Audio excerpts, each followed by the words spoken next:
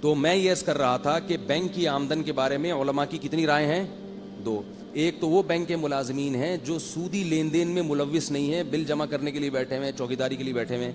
ان کی انکم بعض علماء کے نزدیک حرام ہے, جن میں ہمارے شیخ حضرت مفتی رشید احمد صاحب تھے. وہ کہتے تھے کہ بینک دیتا کس سے ہے ان کو تنخواہ؟ اپنی انکم سے دیتا, اسی کی طرف نسبت کرتا ہے. دوسری قول ہے مفتی محمد تقی عثمانی صاحب مدظلہ العالی کا, وہ کہتے ہیں کہ دیتا کہتا تو ہے مگر عملاً ایسا نہیں ہوتا, وہ رقمیں مکس رکھی ہوئی ہوتی ہیں. اب جب علماء اتنے بڑے بڑے چوٹی کے علماء کا کسی مسئلے میں اختلاف ہو رہا ہے اور دونوں اپنی فیلڈ کے ماہر ہوں, تو پھر وہی بات ہے کہ احتیاط اس میں ہے کہ بینک کی ہر قسم کی جاب سے اجتناب کرو, چاہے وہ آپ کے ذمہ صحیح کام ہی لگایا اس نے, کیونکہ انکم بہرحال وہ کہتا یہی ہے اور نسبت بھی اسی طرف تمام کاغذات میں, ڈاکومنٹس میں. اور اگر کوئی پھنسا ہوا ہے تو جب تک اس کو حلال نہیں ملتا وہ بحالت مجبوری ایک حضرت مفتی محمد تقی عثمانی صاحب کے فتوے سے فائدہ اٹھا سکتا ہے, کیونکہ عوام کے اس سے زیادہ کا عوام مکلف نہیں ہے. لیکن یہ تو وہ ہے جو براہ راست ملوث نہ ہو. بینک کے جو اکثر ملازمین ہیں وہ عموماً سودی لین دین میں ملوث ہوتے ہیں. ان کی تنخواہ کے حرام ہونے میں کسی کا اختلاف نہیں ہے. مشرق, مغرب, شمال, جنوب, تمام علماء اس پر متفق ہیں کہ بینک میں اگر کوئی کلرک بیٹھا ہے جو اکاؤنٹ کھولنے کے لیے بیٹھا ہوا ہے اور سودی اکاؤنٹ کھول کے دیتا ہے آپ کو, یا آپ کے جو ڈیبٹ کریڈٹ کا پورا ایک سسٹم کو چیک کرتا ہے, یا مینیجر جو ہے بینک کا جو بیٹھا ہی اس کام کے لیے, صحیح ہے نا, سارے بیلنس چیک کرنے کے لیے, ان کی آمدن کے حرام ہونے میں کوئی اختلاف بولو بھائی نہیں ہے. کیونکہ نبی صلی اللہ علیہ وسلم نے فرمایا سود کی وجہ سے اللہ 4 آدمیوں پہ لعنت بھیجتے ہیں. نمبر 1 سود لینے والا, سود دینے والا, سودی معاملے کو لکھنے والا, اور سودی معاملے پر گواہ بننے والا. بالکل صحیح حدیث ہے, لہذا اس میں علماء کا اختلاف نہیں. البتہ یہ جو اسٹیٹ بینک ہے اس کی حیثیت عام بینکوں جیسی نہیں ہے, یہ حکومتی خزانہ ہوتا ہے. اس میں علماء کہتے ہیں کہ اگر براہ راست سودی لین دین میں آپ ملوث نہیں ہیں تو اسٹیٹ بینک کی جاب سب کے نزدیک جائز ہے, کیونکہ اس کی جو حیثیت ہے نا اسٹیٹ بینک کی, وہ سودی ادارے کی نہیں ہے اتنی حیثیت. اس کی بنیادی حیثیت کیا ہے کہ وہ قومی خزانہ ہے, بیت المال ہے. سمجھ رہے ہیں بات کو کہ نہیں سمجھ رہے؟ تو اسٹیٹ بینک میں اگر کوئی کرنسی تبدیل کرنے کے لیے بیٹھا ہوا ہے, پرانے نوٹ دے کے نئے نوٹ لیتا ہے, یا کوئی اور سود میں ذرا بھی ملوث نہیں ہے, تو اس کی تنخواہ کو سارے علماء حلال کہتے ہیں. اور وہ جو رہا اسلامی بینک, اب یہ بینکوں کی بات آئی ہے تو اسی کو میں پورا کمپلیٹ کر دوں. رہے اسلامی بینک, میزان بینک ہے یا بینک اسلامی ہے یا اس طرح کے اور اس بینکوں کی برانچیں کھل گئی ہیں, تو اس میں بھی مسئلہ یہ ہے کہ اس کے جائز ہونے کا ہم فتویٰ دیتے ہیں, کیونکہ ہم نے پڑھا ہے اس کو, اندر جا کے پورا سسٹم دیکھا ہے ان کا. لیکن یاد رکھو کہ یہ حلال تو ہیں مگر حلال طیب نہیں ہے. ایک ہوتا ہے حلال, پان بھی تو حلال ہے نا, مگر کھانے کی چیز ہے بھائی. آپ کہو بڑے بڑے علماء کھاتے ہیں, تو میں جن بھی بڑے علماء کو میں نے دیکھا نا جو کھاتے ہیں, وہ خود پچھتا رہے ہیں کہ کاش ہم یہ بچپن میں عادت ہمیں نہ پڑتی. حضرت مفتی محمد رفیع عثمانی صاحب پان کھاتے ہیں. ہمارے ایک استاذ کہتے ہیں, میں ان کے پاس گیا, میں نے کہا میں نے پان سے توبہ کر لی ہے. انہوں نے کہا واقعی یہ بہت بری چیز ہے, میں بھی کئی دفعہ چھوڑ چکا ہوں الحمدللہ. بات نہیں آ رہی سمجھ میں؟ انہوں نے کہا یہ پان کھانے کی چیز نہیں ہے, میں بھی کئی دفعہ چھوڑ چکا ہوں. اتنی بری چیز ہے کہ میں کئی دفعہ چھوڑ چکا ہوں. تو بھائی ایک ہی دفعہ چھوڑنا چاہیے نا. تو ان کا مقصد یہ تھا کہ عادت ایسی پڑ گئی ہے تمباکو کی بچپن سے کہ اب چھوڑ کے دوبارہ شروع ہو جاتا ہے. تو جو علماء کھاتے ہیں وہ اس کو پسند نہیں کرتے. نیکوٹین ہے, کیفین ہے, صحت کی بربادی ہے, گلے کا کینسر ہے.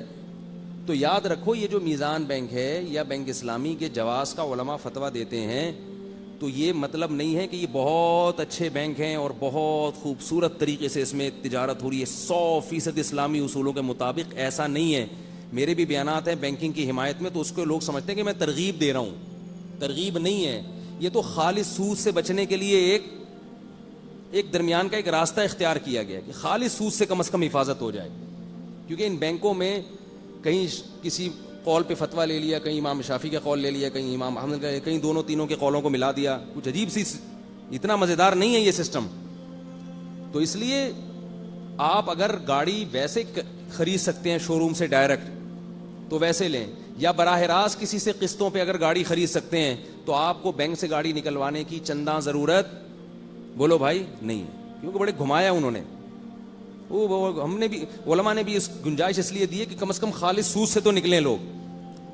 تو اگر آپ کو گاڑی چاہیے، اول تو W11 ہے ماشاءاللہ، جب کراچی میں W11 چل رہی ہے تو گاڑی کی ضرورت کیا ہے آپ. لیکن اگر آپ کو واقعی ضرورت پڑتی ہے، پڑ بھی جاتی ہے لوگوں کو، خاص طور پہ جس کی فیملی ہو، تو پہلی کوشش کریں کیش پیمنٹ پہ اٹھائیں. جب پیسے جیب میں ہیں نہیں، دکان پکوڑوں کی بات کروڑوں کی کیوں کرتے ہو بھائی؟ نہیں ہے تو نہیں خریدو نا. انسٹالمنٹ پہ تو آپ کو کتنی مہنگی چیز ملتی ہے. خام ایک ہوس ہے کہ پیسے ہیں نہیں اور آپ گاڑی خرید رہے ہو. تو جب اللہ وہی پیسے جمع کر کے خرید لو جو آپ ان کو قسطیں بھر رہے ہو. تو ہوس بہت بری چیز ہے، یاد رکھو. اپنی جیب دیکھے بغیر جو چلتا ہے نا وہ پچھتاتا ہے. تو اور اگر آپ کو ایمرجنسی ضرورت پڑ گئی ہے، آپ نے قسطوں ہی پہ لینی ہے، تو پھر آپ کسی بندے سے خرید لیں. آپ کسی بندے سے کہیں تم کیش پہ خرید کے اپنے قبضے میں لاؤ، میں تم سے قسطوں پہ مہنگی داموں خرید لوں گا. کیش پہ وہ خرید کے پہلے اپنا قبضہ کرے اور پھر وہ آپ کو قسطوں پہ بیچ دے. اس میں کوئی پینلٹی نہیں ہے. کوئی یہ میں نے بیان ریکارڈ کروایا، اس میں نے بار بار کہا پینلٹی الگ پینلٹی ہے. مجھے کسی نے کہا کہ یہ نا پینلٹی ہوتا ہے، آپ نے میزان اسلامی بینک کے بارے میں بار بار پینلٹی. وہ پینلٹی اس لیے میرے منہ سے نکلا، مجھے پتہ ہے پینلٹی لفظ ہے، وہ نکلا اس لیے کہ ہم جب بچپن میں ہاکی کھیلتے تھے نا تو انگریزی کے بہت سارے الفاظوں کو ہم بگاڑ دیتے تھے. پروٹیسٹ کو ہم کہتے تھے پوٹرس، لڑکے ہوتے ہیں نا وہ جلدی میں. تو وہاں ہم نے یہ پینلٹی کو کیا بنا دیا تھا. تو وہی الفاظ جیسے یہ لفظ ہے نا فلم، حالانکہ یہ فلم نہیں ہے، یہ فلم ہے. تو اب وہ بچپن سے ہماری زبان میں یہ بندہ بہت بڑی فلم ہے. تو بعض الفاظ میرے ایسے ہوتے ہیں تو وہ مجھے اگر کوئی تنبیہ کیا کرے تو مجھے خوشی ہوتی ہے. صحیح ہے نا، وہ نکل جاتے ہیں. وہ پھر ایک بری بات ہوتی ہے کہ ایک لفظ غلط آپ، اب اردو کا لفظ اگر ہم کوئی بالکل ہی الٹا پڑھیں تو کتنا برا لگتا ہے. تو ایسے ہی انگلش بھی ایک زبان ہے، تو مجھے اس میں بتا دیا کریں. میں بعض دفعہ روانی میں کوئی لفظ غلط بول جاتا ہوں. تو میزان بینک آپ پہ پینلٹی لگاتا ہے. اس میں پھر علماء کہتے ہیں یہ کیوں لگا رہا ہے، وہ کہتے ہیں ہم چیریٹی کر رہے ہیں. تو اس میں بڑے علماء کو اشکالات ہیں، یار کانے سے پکڑو ادھر سے پکڑو. تو ٹھیک ہے، گنجائش ہے، لیکن اگر آپ اپنے طور پر کسی سے قسطوں پہ گاڑی لے سکتے ہیں تو اس سے لے لیں. بینک سے اجتناب کریں. تمام دوائیں بچوں کی پہنچ سے دور رکھیں. پھر بھی اگر مجبوری ہے تو پھر بینک تو ایک مجبوری بن چکا ہے نا، تو پھر خالص سودی بینک میں اکاؤنٹ کھلوانے سے بہتر نہیں ہے کہ ایسے بینک میں کھلوا لیا جائے جس میں کم از کم سود سے بچت ہو گئی. ہاں، جو علماء کہتے ہیں کہ عام سود سے بھی زیادہ حرام ہے میزان بینک، وہ غلط کہتے ہیں. ان کے پاس کوئی دلیل نہیں ہے، جذباتی فتوے ہیں کہ جو عام بینکوں میں کھولنا تو حرام ہے اور اسلامی بینک میں کھولنا یہ اس سے بھی بڑا حرام ہے. اس قسم کے جو فتوے مارکیٹ میں آ رہے ہیں ان کے پیچھے کوئی لاجک نہیں ہے، صرف جذبات ہیں، کوئی دلیل نہیں ہے اس کے پیچھے. تو جلدی سے بات کو میں ختم کرتا ہوں. تو دیکھو اللہ تعالیٰ نے ہمیں کتنی پابندیوں میں جکڑ دیا نا. اکاؤنٹ کھولنے میں بھی اللہ نے کہا ہے کہ یہاں کھولو یہاں نہیں کھولو. حتی الامکان کوشش کرو کہ گاڑی خریدنی ہے تو ستار بھائی سے خرید لو قسطوں پہ. وہ پٹھان بیٹھا ہوا ہے وہاں ایک مونچھوں کو تاؤ دے رہا ہے، اس کا کام ہی یہی ہے قسطوں پہ گاڑیاں خرید کے بیچنا. ادھر چلے جاؤ. بتاؤ کسی مذہب میں ہیں اتنی پابندیاں؟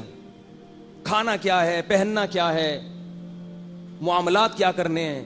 لاٹری پوری دنیا میں حلال سمجھی جاتی ہے. بانڈ، انعامی بانڈ پوری دنیا میں حلال سمجھے جاتے ہیں. علماء کیا کہتے ہیں؟ انعامی بانڈ خریدنا حرام ہے. کتنی پابندیاں، کتنی پابندیاں. تو یہ پابندیاں اللہ نے لگائی ہیں کیونکہ یہ اسلام سچا مذہب ہے. اللہ کہتے ہیں جب میرے ہو تو میرے بن کے رہو گے. کوئی بھی دنیا میں مالک ایسا نہیں ہے جو غلام کو فری ہینڈ دے دے کہ جو چاہے کرو. تو وہ غلام کس بات کا ہے بھائی؟ تو اسلام چونکہ برحق مذہب ہے اس لیے اسلام نے اپنے وجود کو منوایا ہے. تو رمضان جو ہے نا، رمضان، یہ تو ساری تمہید تھی، مثالیں تھیں.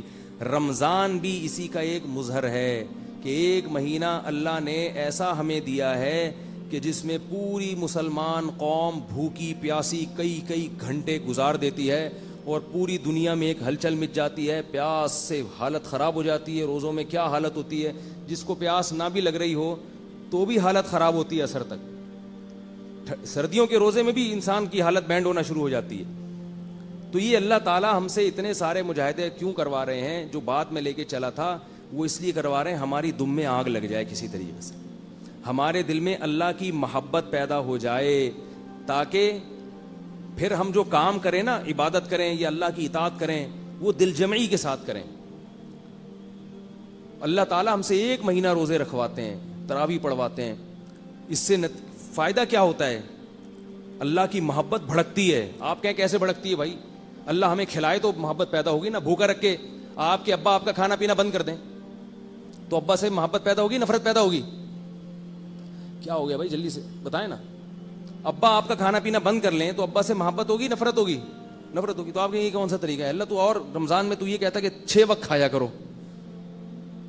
بات یہ ہے کہ محبت اس لیے پیدا ہوتی ہے کہ اللہ نے جب بھوکا پیاسا رکھا, اور مسلمان ایک عمومی ماحول بن چکا ہوتا ہے. عام دنوں میں ایک روزہ رکھنا بھی بڑا مشکل ہے. ایک بیمار میرے پاس آیا, میں نے کہا روزہ چھوڑ دو بھائی مر جاؤ گے. اس نے کہا ابھی رکھنا آسان ہے, عید کے بعد رکھنا بڑا مشکل ہے بھائی.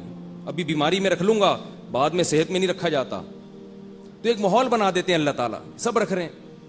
ہوتا یہ ہے کہ 1 دن 2 دن 3 دن 4 دن جب ہم بھوکے رہتے ہیں احساس بیدار ہوتا ہے میں کیوں بھوکا ہوں بھائی, کیا ہو گیا, میں کھا نہیں رہا, میں شاور کے نیچے کھڑا ہوا نہا رہا ہوں, ایک قطرہ پانی کا حلق میں نہیں اتار رہا. آہستہ آہستہ یہ شعور بیدار ہوتا ہے کہ ہم مسلمان ہیں, ہم محمد صلی اللہ علیہ وسلم کو ماننے والے.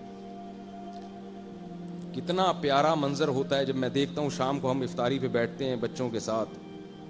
اللہ سے بار بار اس وقت شکر ادا کرتا ہوں, اللہ تیرا شکر ہے تو نے مسلمان بنایا, تو نے مسلمان. کیسے پیاسے بیٹھے ہوتے ہیں اور شربت رکھا ہے, پکوڑے رکھے ہیں اور کھانے پینے کی چیزیں رکھی ہیں, ہاتھ نہیں بڑھا رہے. کیوں؟ اللہ کی طرف سے پابندی. جیسے ہی پابندی اٹھے گی فوراً ٹوٹتے ہیں اس کے اوپر. گھروں کا ماحول بن جاتا ہے. بچے پوچھتے ہیں کہ ہم کیا کر رہے ہیں, ان کو احساس ہوتا ہے کہ ہم ہندو نہیں ہیں, ہم عیسائی نہیں ہیں, ہم یہودی نہیں ہیں.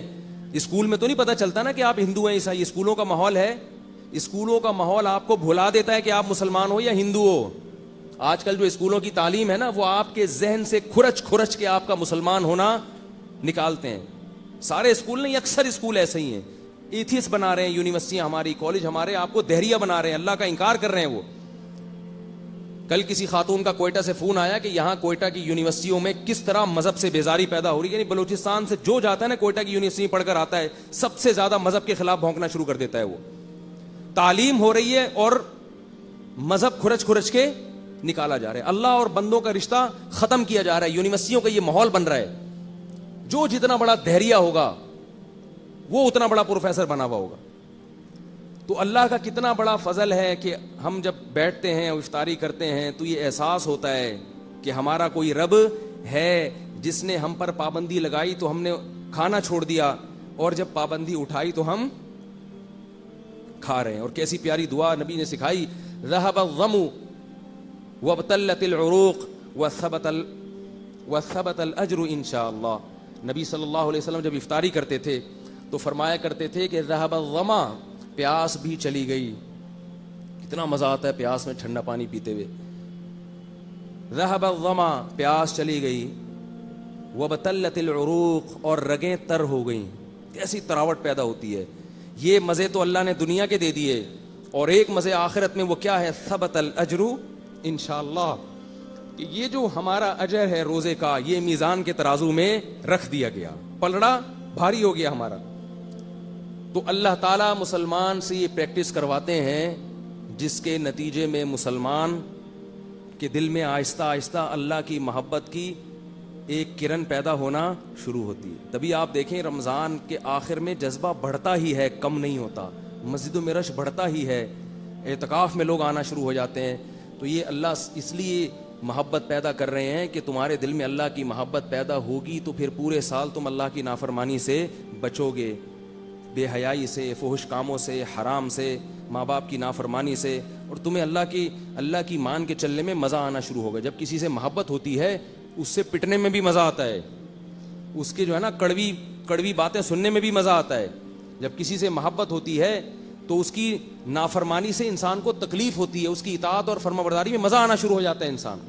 تو اللہ تعالیٰ میرے اندر بھی یہ جذبہ پیدا کرے, آپ کے اندر بھی,